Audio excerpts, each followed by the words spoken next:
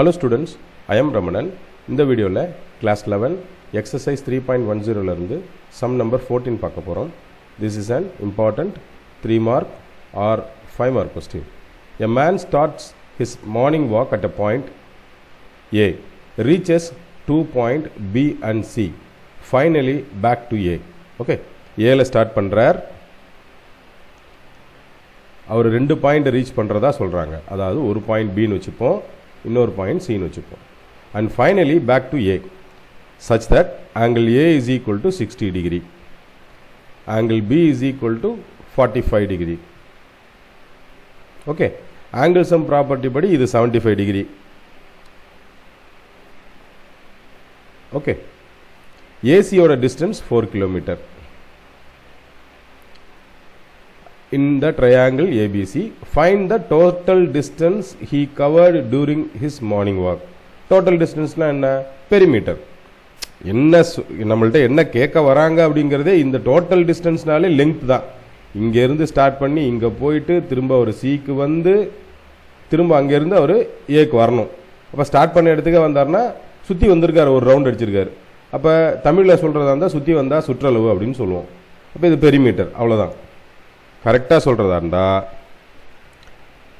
Perimeter S is equal to A plus B plus C, இதுதான் நமக்கு வேணும். நம்மக்கிட்ட என்னென்ன இருக்குன்னு எழுதிக்கலாம். ஆங்கிள் ஏ இருக்குது 60 டிகிரி, ஆங்கிள் பி இருக்குது 45 டிகிரி, ஆங்கிள் சி இருக்குது 75 டிகிரி. நான் ப்ராக்கெட்டில் எழுதிக்கிறேன். By angle sum property.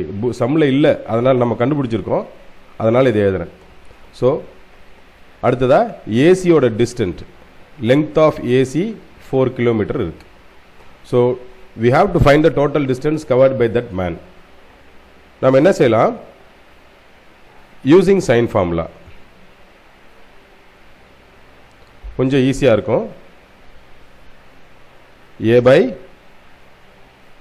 Sign a equal to b by sin b equal to c by sin c.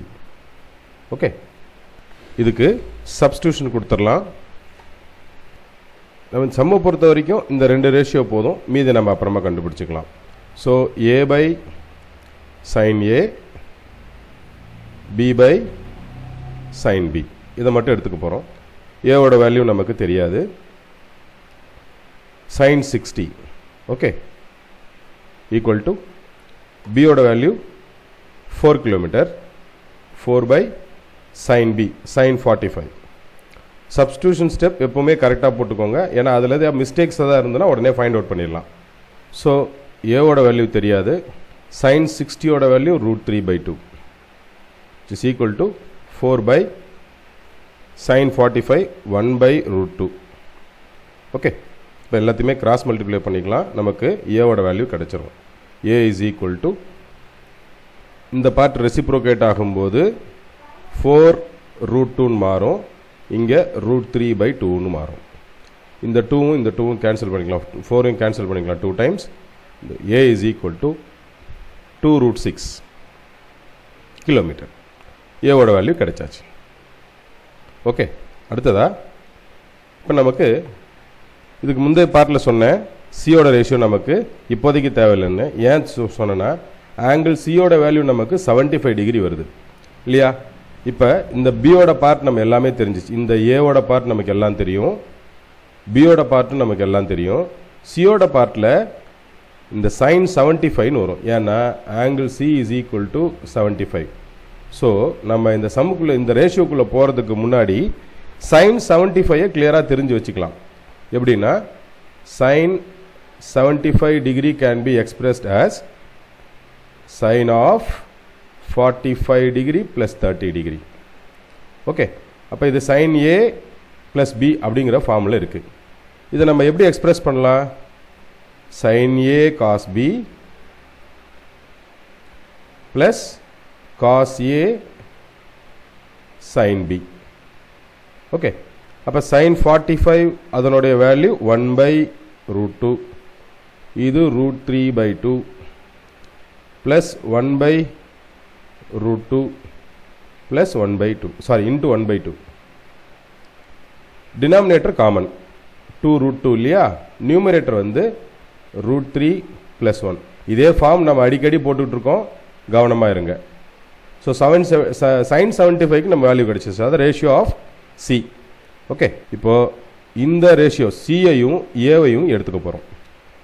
A by sine a equal to c by sine C.